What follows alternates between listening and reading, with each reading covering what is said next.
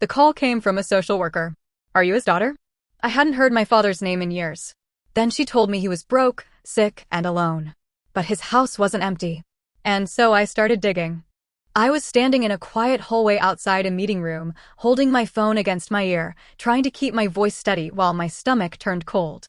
The woman on the other end said her name was Heather. She spoke carefully, like she had given bad news enough times to know exactly how much silence to leave between sentences. She asked if I was related to Charles. I almost said no. Not because it wasn't true. Because the answer felt too complicated to give a stranger in one word. Charles was my father. Legally. Biologically. On paper. But I had not spoken to him in years. Not in any real way. We were connected by old photos, a birth certificate, and a childhood I had spent most of my adult life trying not to revisit. I told her yes. I'm his daughter. But we haven't been close for a long time. Heather paused. Then she said, I'm sorry to call you like this. That was when I knew something was wrong. She told me my father had been in a care facility for several months. She told me he had dementia, and his condition had gotten worse. She told me there were unpaid care fees, unpaid property taxes, and concerns about his finances. I pressed my free hand flat against the wall. That doesn't make sense, I said. Heather stayed quiet. So I said it again, because I needed someone to understand how impossible it sounded. That doesn't make sense. My father had savings. He had a pension. He owned his house. I understand, she said. That's why I'm calling. Her voice became more serious after that. She said the state had been trying to identify a responsible next of kin before moving forward with formal intervention. She couldn't give me every detail over the phone, but she strongly suggested I look into who had been accessing my father's accounts and who was currently living in his house. I didn't answer right away, because I already knew who was living there. My stepbrother, Ryan. For a few seconds, all I heard was the faint sound of people talking behind the meeting room door. Someone laughed. A coffee cup clinked against a table.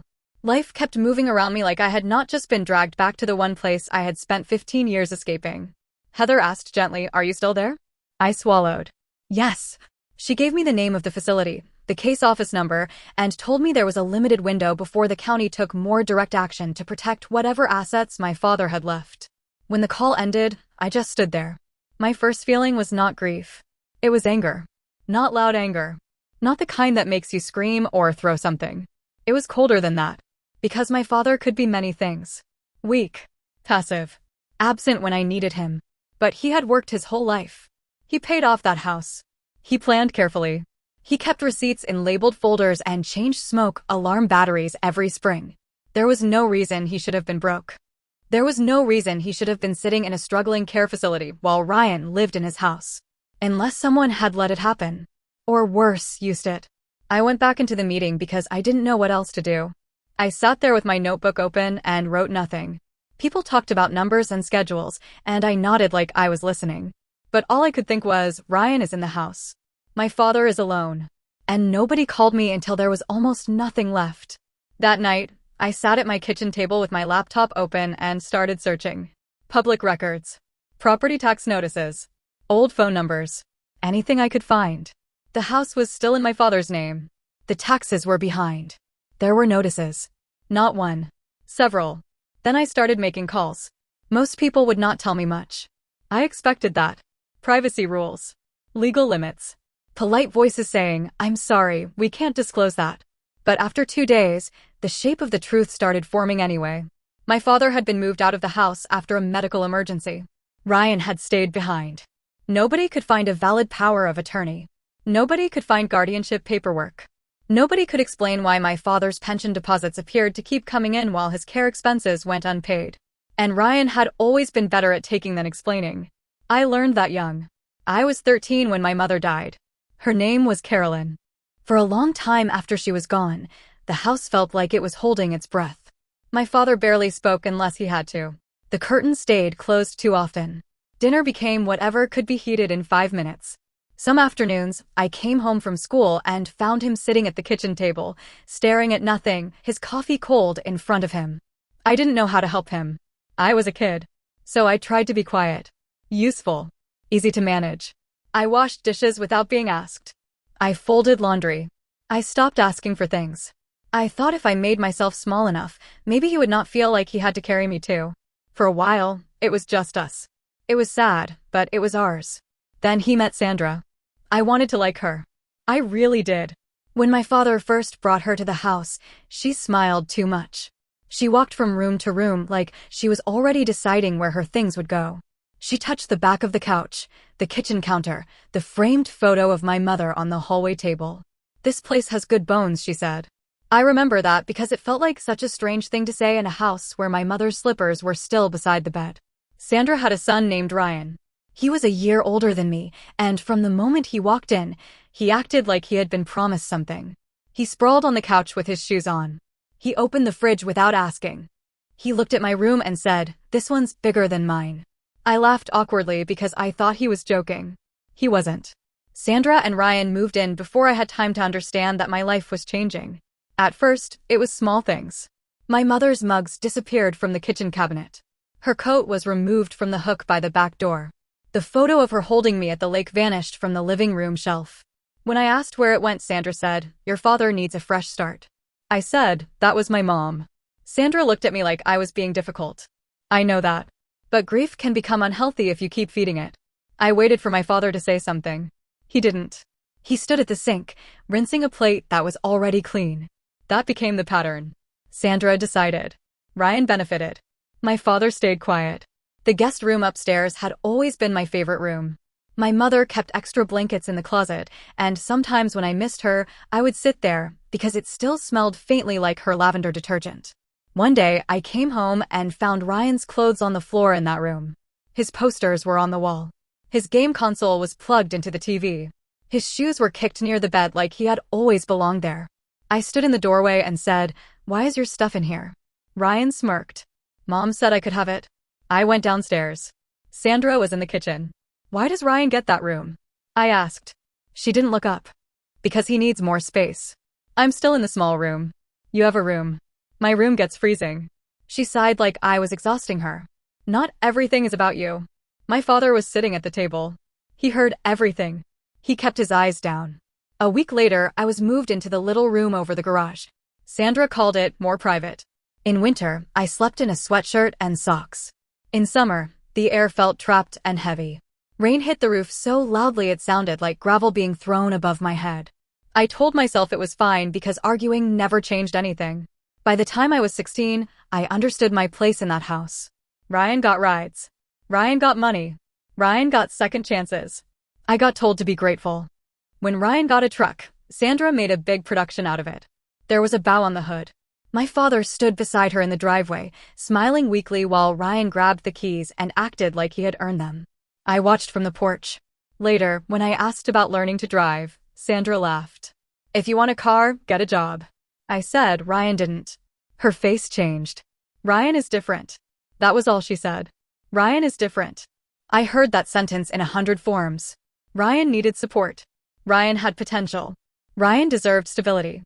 And I was expected to understand because my mother was gone, and Sandra had decided that meant no one would defend me. My father saw it. That is the part one still struggle with. He was not confused back then. He was not sick. He knew when Sandra boxed up my mother's things. He knew when I stopped eating dinner with them. He knew when I started spending weekends at my friend Michelle's house because it was easier to breathe there. Once, Michelle's mother asked if everything was okay at home. I almost told her the truth. Instead, I said, "Yeah, it's just weird right now." When you are a teenager, you don't always know that neglect counts if nobody is yelling. You don't always understand that being slowly pushed out of your own family still leaves a mark. By 17, I was barely living there. I kept clothes in my school bag. I picked up extra shifts whenever I could. I saved every dollar I could hide from Sandra's questions. On my 18th birthday, my father left a card outside my door. Inside was $50 and a message that said, "Proud of you." I stared at those 3 words for a long time. Then I packed. He found me near the front door with 2 bags. "Where are you going?" he asked. I wanted him to stop me. That is the ugly truth. Even after everything, some small part of me wanted him to say, "Don't leave. This is your home." I should have done better. Instead, he just looked tired. "I'm leaving," I said. Sandra appeared behind him and crossed her arms. Ryan stood near the stairs, watching like this was entertainment. My father nodded slowly. "Be safe," he said. That was it. Be safe. I walked out and did not look back. Not because I was strong, but because if I looked back, I might have begged him to choose me. And I already knew he wouldn't. For years, I built a life that did not include them. It was not glamorous. It was not easy. But it was mine. I worked. I studied. I moved through each year like I was laying bricks over a door I never planned to open again. At first, thinking about my father made me cry. Then it made me angry. Eventually, it made me feel almost nothing, which was its own kind of sadness. I heard small updates once in a while. Sandra was still controlling. Ryan still could not keep anything steady. My father was quieter than ever. Then even those updates stopped. I assumed they were living the life they had chosen. I assumed Ryan had finally gotten everything Sandra believed he deserved. I assumed my father was exactly where he wanted to be, surrounded by the family he protected instead of me. Then Heather called. And every assumption collapsed. After 2 days of digging, I drove to see my father. I did not tell Ryan. I did not tell my aunts. I did not tell anyone who might warn him. The facility was worse than I expected, but not in a dramatic way. That made it sadder. It looked tired. The chairs in the lobby were cracked at the corners. The air smelled like disinfectant and old food. A television played too loudly in a common room where nobody seemed to be watching. The staff moved quickly, not because they didn't care, but because there were too many people and not enough hands. A nurse brought me to a sitting area near a window. "He has quiet mornings," she said. I nodded because I did not trust my voice. Then I saw him. My father was sitting in a wheelchair with a blanket over his lap. His hair had gone almost completely white. His face looked smaller than I remembered, like time had carved away everything solid and left only the outline of who he used to be. For a moment, I stood frozen. This was the man who used to lift heavy boxes without asking for help. This was the man who taught me how to check tire pressure. This was the man who watched me leave and said only be safe. The nurse leaned toward him. "Charles, you have a visitor." He turned his head slowly. His eyes moved over my face. I waited for recognition. I hated myself for wanting it. I had spent years telling myself I did not need anything from him. No apology. No explanation. No father-daughter reunion. But when he looked at me, I still wanted him to know me. He didn't. His face stayed soft and blank. "Hello," he said politely. One word. Not my name. Not my daughter. Just hello. I sat across from him. "Hi, Dad," I said. He blinked. No guilt. No memory. No moment where the fog lifted and he understood who I was. He looked toward the nurse and asked, "Is she from the office?" The nurse's face tightened with sympathy. I smiled because if I didn't, I was going to break in front of him. "No," I said quietly. "I'm just visiting." He nodded like that made sense. Then he looked out the window again. I sat with him for almost an hour. We talked about the weather, the birds outside, and the blanket over his lap.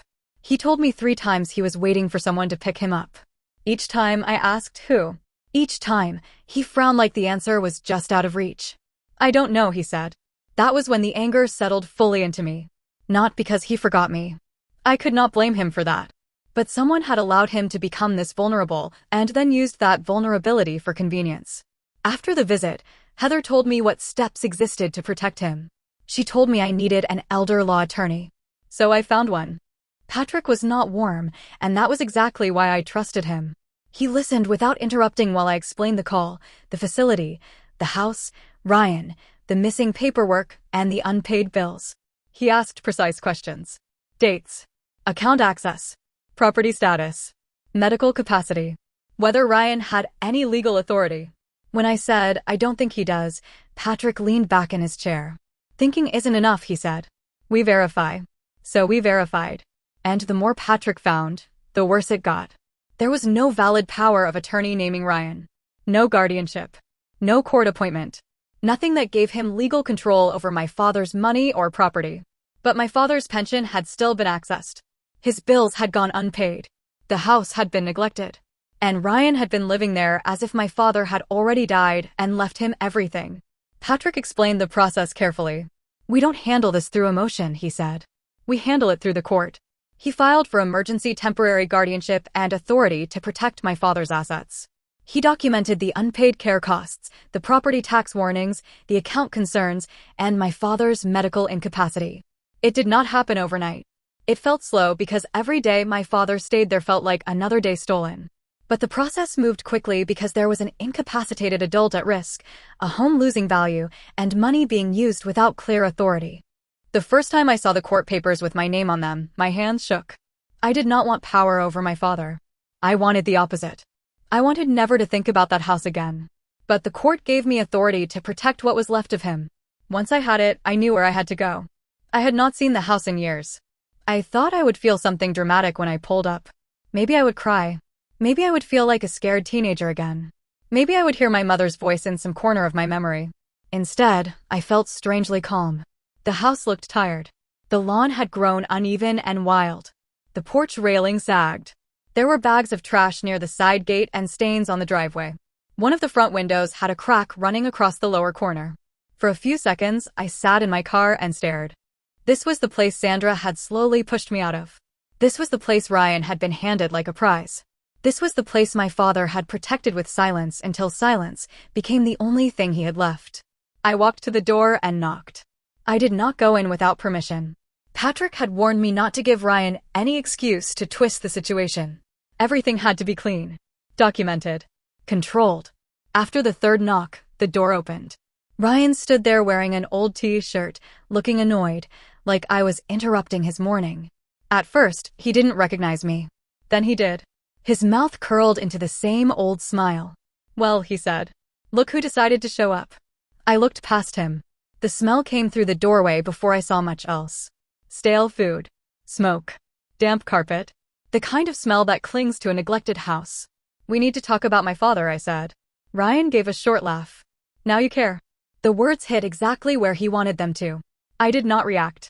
"I visited him," I said. Something flickered in his face. Not guilt. Alarm. "He's fine," Ryan said. "He's being looked after. His bills are unpaid." Ryan's jaw tightened. "That's not your business." "It is now." He stared at me. "There's no power of attorney," I said. "No guardianship. No authority for you to access his accounts." Ryan leaned against the doorframe. "You've been gone for years. You don't get to come back and act like this is yours." "I'm not acting like it's mine." "Good. Because it isn't." Behind him, I saw two men sitting in the living room. One looked toward us and quickly looked away. There were cans on the coffee table and takeout containers on the floor. Ryan noticed me looking. "You can leave," he said. "The court is involved." That wiped the smile off his face. Only for a second. Then he laughed too loudly. "The court? Seriously?" I held his gaze. "My father is incapacitated. His assets are being protected." Ryan stepped forward. "This is my house." "No," I said. "It's my father's house. My mom lived here. So did mine." That silenced him. For the first time since he opened the door, he looked uncomfortable. I wanted to say more. I wanted to tell him I remembered every box of my mother's things Sandra shoved away.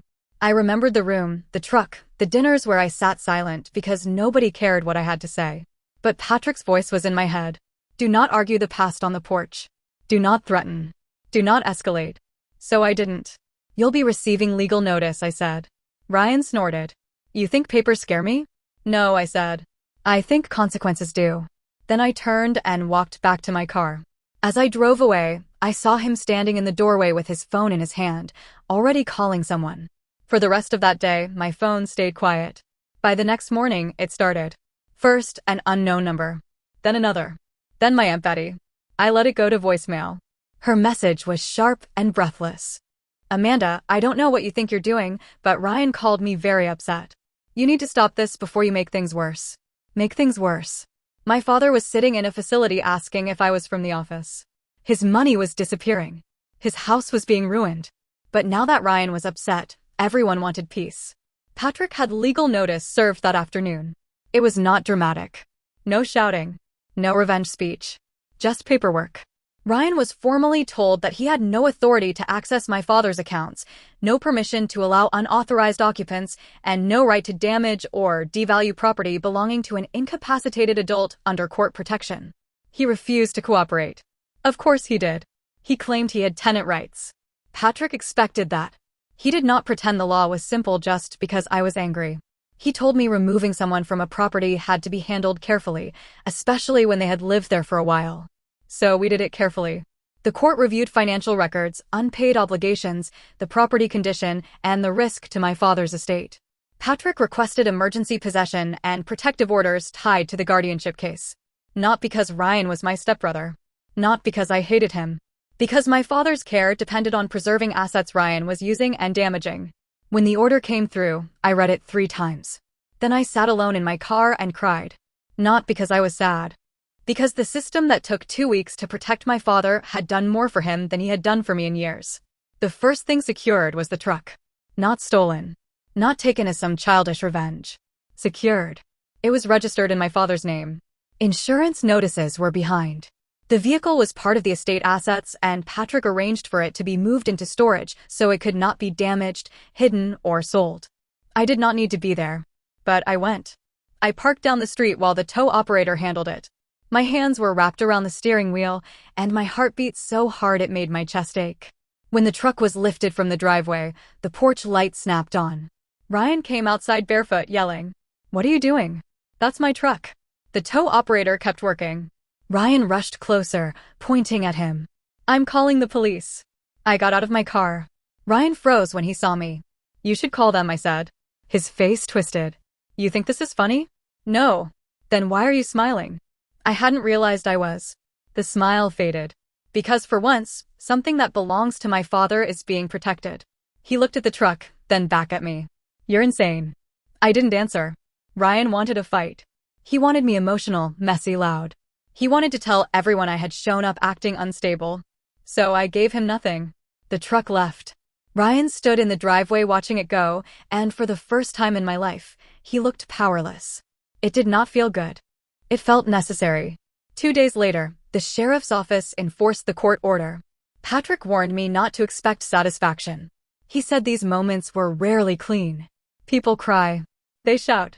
They make claims. They rewrite history in real time because the truth is too humiliating. He was right.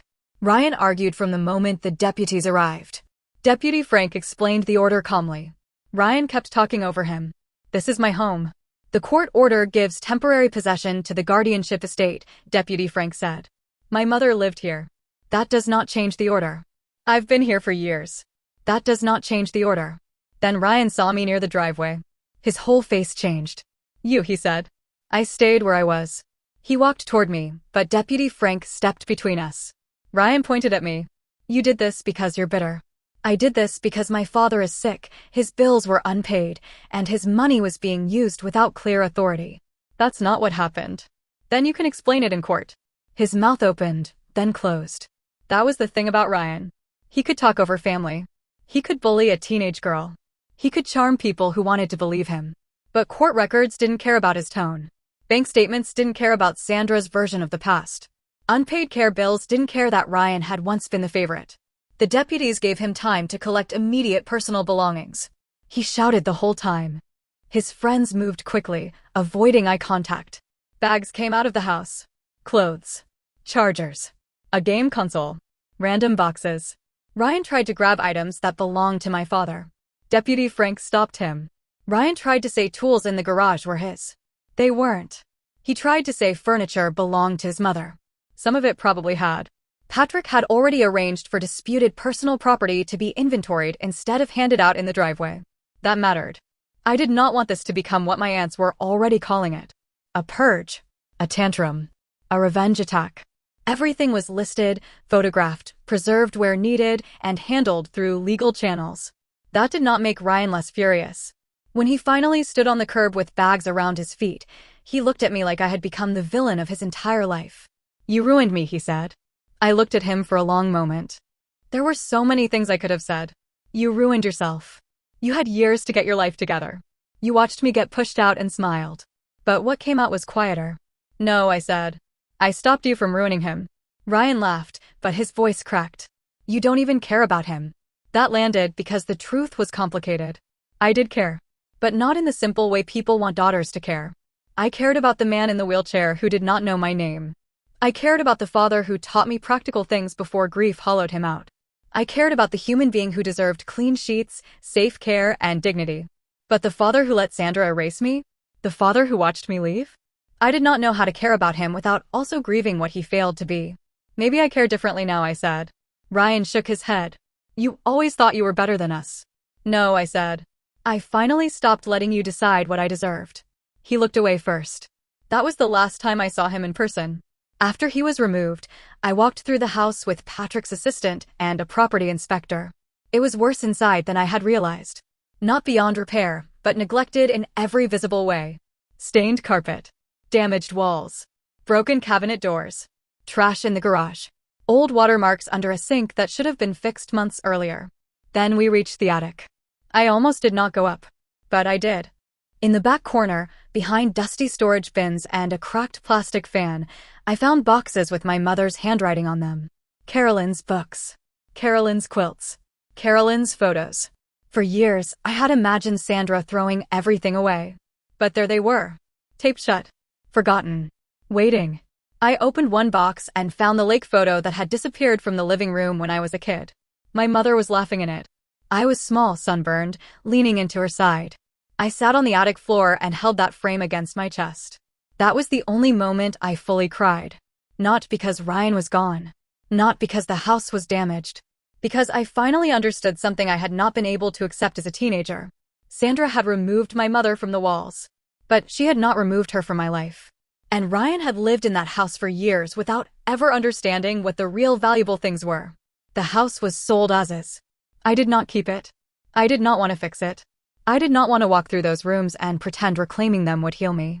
Some people would have turned it into a victory home. Painted the walls. Planted flowers. Made it proof they had won. I couldn't. To me, the house was not a prize. It was evidence. Patrick helped me put everything in order. The sale went through legally, with the proceeds placed into a restricted account for my father's care. His pension was redirected properly. His unpaid bills were handled. His medical needs were reviewed. The remaining funds were protected under the guardianship. I did not take a cent. Not one. I kept my mother's boxes. That was all I wanted.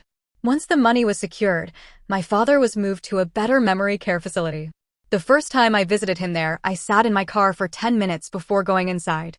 The building was quiet, but not empty quiet. Peaceful quiet. There were plants near the entrance and sunlight in the hallway. The staff knew his name. His room had clean bedding, soft lighting, and a window facing a courtyard with rose bushes. It was not perfect. Nothing about dementia is perfect. But it was safe. A nurse smiled when she saw me.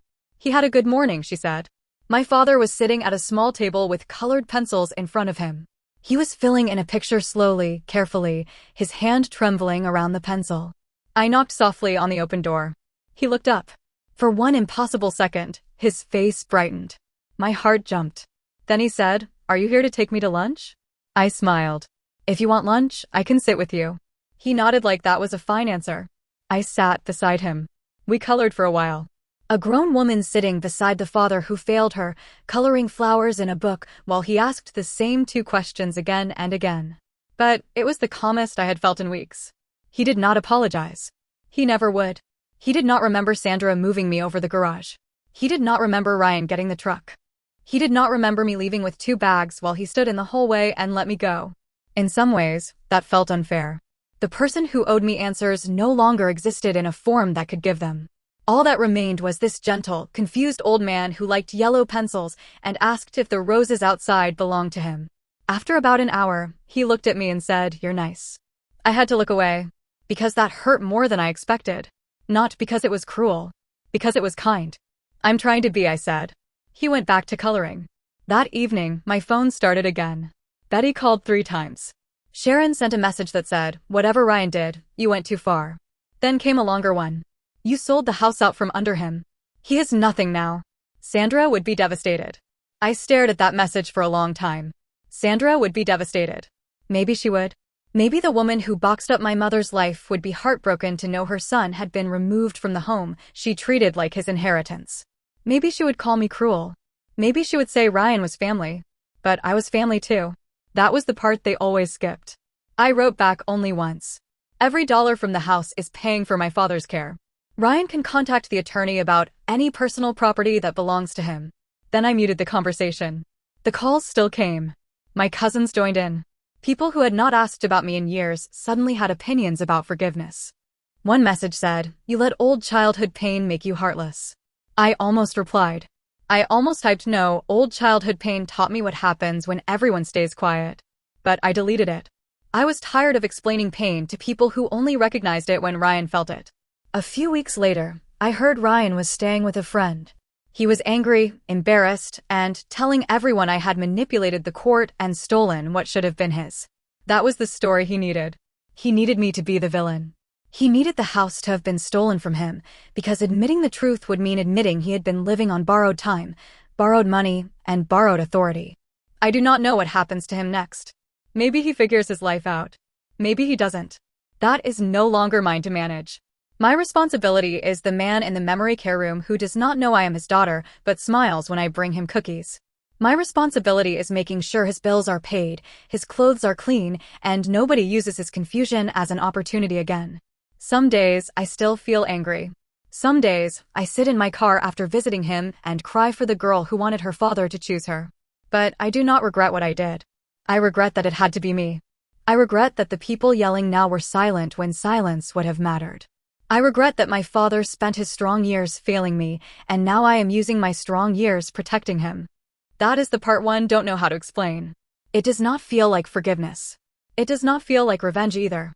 It feels like closing a door without slamming it. The last time I visited, my father was in the courtyard. The roses were blooming. He sat in the shade, looking at the flowers like they were something brand new. I sat beside him. After a while, he pointed toward a pale pink rose and said, "My wife liked those." I stopped breathing for a second. I did not know which wife he meant. Maybe Sandra. Maybe my mother. Maybe both memories had blurred together into something soft and unreachable. "They're beautiful," I said. He nodded. Then he looked at me and asked, "Do I know you?" There it was. The question I had been waiting for and dreading. I could have said yes. I could have told him everything. I could have said, "I'm your daughter. I'm the one you let go. I'm the one who came back anyway." But what would that have done? So I took his hand gently. "You're safe with me," I said. He smiled. "That's good." And for once, it was. My family thinks I crossed a line. Maybe I did. Maybe there is no clean way to step back into a broken family and protect someone who once failed to protect you. Maybe I should have given Ryan more time. Maybe I should have been softer. But softness is what everyone demanded from me when they wanted me to stay quiet. And I am done being quiet.